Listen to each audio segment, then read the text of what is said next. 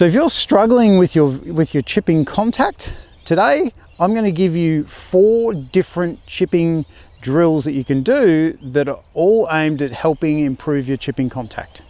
So the first one is using one of my favorite training aids, the breadboard. So if we just put a ball on the breadboard, and if we're making bad contact, we're going to hit behind the ball, and it's going to make the ball be hit, and we're going to flub it, we're going to hit it in the belly, and it's going to skinny. But if we can get that club just coming down, hitting ball, then breadboard afterwards, it's going to make you hit much better chip shots. So all I do here is think about making nice contact. You could hear that sound.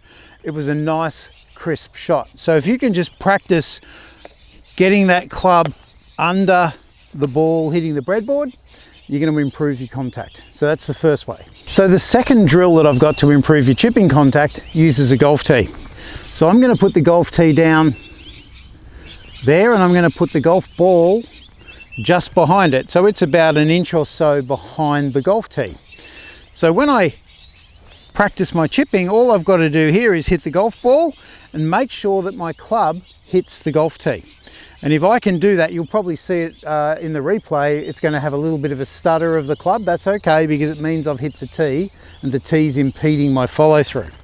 But it's going to improve your contact quite a bit. So I've hit a pretty crisp shot. The tee's come out of the ground. That's exactly the sort of shot we want to hit. If I do a poor shot, I'm going to hit the ball, the club is going to lift up in the air, and I'm going to totally miss that tee. That's going to produce a bad chip shot. Okay, so the third chipping drill that I like to work on is using a couple of alignment sticks. So as I'm swinging with my gap wedge here, which is what I'm using, I want to hear the noise of the club hitting the stick. So if I can then get a golf ball to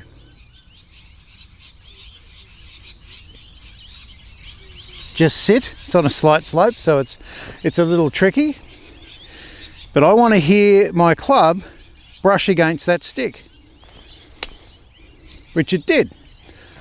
You could hear that noise. I've hit it on the green, it's gone forward. Was it the best chip? Probably not, but the contact was okay. I just needed to hit it a little further in the air. But it's a really good one just to get that feel of hitting below the golf ball and following through.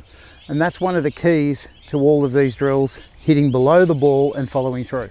But the one that I use a lot is one-handed chipping.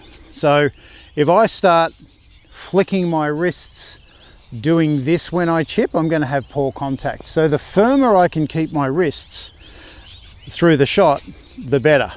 So once again, I get my hands up higher, hide the butt of the club behind my forearm, because that's really the way we want to chip. And from there,